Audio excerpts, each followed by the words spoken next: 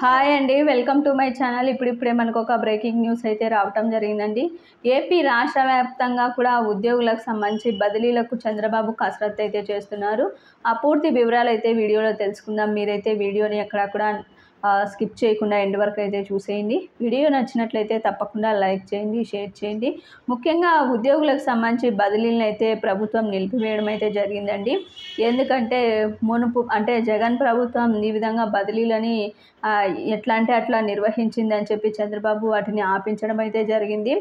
అయితే ఇప్పుడు చంద్రబాబు మొత్తానికి అంటే పని ఇన్ని సంవత్సరాలు చేసిన తర్వాతనే బదిలీలు జరగాలి అని చెప్పి జగన్ ప్రభుత్వం చెప్పినటువంటి మాటలన్నిటికీ కూడా తోసిపుచ్చి మొత్తానికి ఇప్పుడు కసరత్తు అయితే జరుగుతుందండి. బదిలీలకు సంబంధించి ఏ విధంగా బదిలీ చేయాలి, అదేవిధంగా వారికి సంబంధించి పని సమయం కూడా 1 సంవత్సరం కాదు, వారికి నచ్చిన చోట వారు బదిలీ అయ్యే అవకాశం అయితే చంద్రబాబు ప్రభుత్వం అయితే కల్పిస్తోంది. ముఖ్యంగా ఏ ఉద్యోగులైనా సరే వారికి నచ్చిన చోట బదిలీకి వెళ్ళొచ్చు అని చెప్పి ఈ విధంగా గ్రీన్ సిగ్నల్ అయితే ఇవ్వటం జరిగిందండి.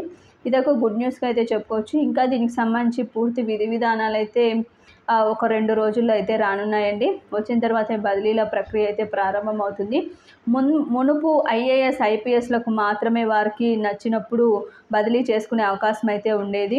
ఇప్పుడు అట్లా కాకుండా ఏ ఉద్యోగులైనా సరే ఎప్పుడైనా సరే వారికి నచ్చిన చోటకి బదిలీ అయ్యే అవకాశం అయితే ఇప్పుడు చంద్రబాబు ప్రభుత్వం అయితే కల్పించనుంది. ఇదొక గుడ్ న్యూస్గా అయితే చెప్పుకోవచ్చు ఉద్యోగులకు సంబంధించి. ఇది ఇప్పటి వరకు ఉన్నటువంటి లేటెస్ట్ అప్డేట్. మీకు ఈ వీడియో నచ్చినట్లయితే లైక్ చేయండి, షేర్ చేయండి. Thank you for watching.